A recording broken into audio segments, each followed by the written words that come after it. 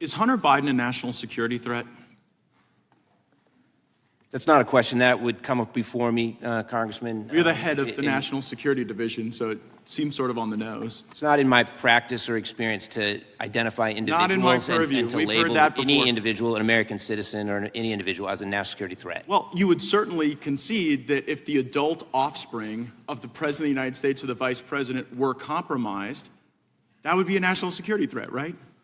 We speak through our filings in court, and we speak through our actions in open court. So I would, okay, well, I would speak to this. Where's the laptop? In that position. Do you know where Hunter Biden's laptop is? Again, I'm not going to talk about any potential ongoing investigation as I sit here. Do you know where it is? I'm not going to talk about any ongoing investigation. You come here and you tell us you follow the facts and the law, but you can't even follow a laptop that you guys have had for 3 years. We follow the facts and the law, and we speak in open court about our cases. But you aren't speaking about this. But you know who is speaking about it? The whistleblowers from the FBI who've gone to Senator Grassley and said that you guys purposefully take any information that is derogatory about Hunter Biden and you go and rat hole it so that you never have to speak about it in any circumstance. But the good news is you're not the only ones with that laptop. So Patrick Ho was convicted of bribing government officials in Africa, and he gave $1 million to Hunter Biden. Are you familiar with that? I'm not going to speak about any ongoing investigation. Is that an ongoing investigation?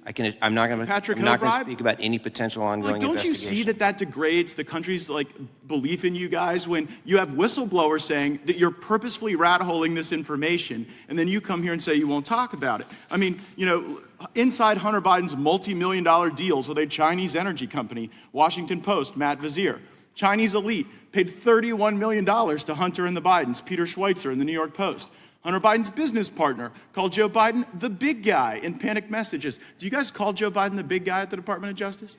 So I think it's important to understand why we don't speak about cases outside of the courtroom. By the way, I already know why. Sir, if I may answer the question. You know why you don't speak about it? Because it's about Hunter Biden. You guys have no problem leaking about other stuff, right? Like, you got no problem going out and tagging parents at school board meetings as a national security threat. But when all of the facts and all of the law are before you regarding the corruption of Hunter Biden, you don't want to speak to that at all. And it's precisely why you've got folks that are talking to Senator Grassley about it.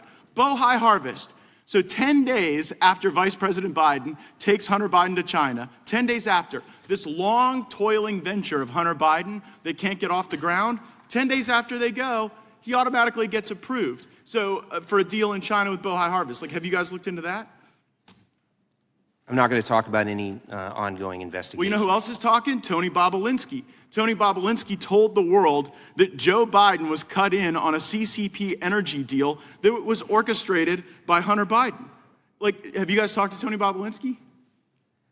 Again, we don't talk about ongoing investigations in settings such as this. So Joe Biden, how about this? Will you commit to a classified briefing on these matters? I'd certainly be happy to talk to you or any member of the committee about matters of national security. Okay, well, but is this a matter of national security? We do not talk outside of courtrooms about ongoing investigations. Well, is there an ongoing investigation of the annual fund dinner that happened where Joe Biden was Vice President of the United States and Hunter Biden holds his fund's annual dinner at the Chinese embassy?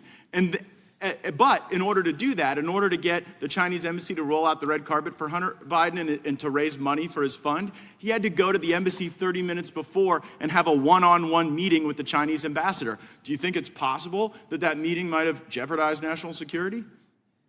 I'm not going to comment about any potential or ongoing investigation. Well, here's the thing. It's pretty easy to see that Hunter Biden is compromised.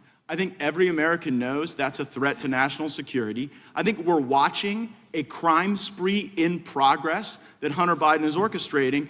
And one has to wonder, what are the Chinese getting for the tens of millions of dollars that they're cutting the Biden family in on? What is the Chinese Communist Party getting as a result of cutting in 10% for the big guy? And I just happened to notice that you guys canceled the China initiative that President Trump put in place where you focus talent on those things. Jim Biden said to Tony Bobolinsky that the reason they're able to get away with this corruption is plausible deniability. And that is precisely the plausible deniability that you are animating and exemplifying today. And you know what? Winter's coming, we're gonna be in the majority, and then you're gonna have to answer these questions for the country.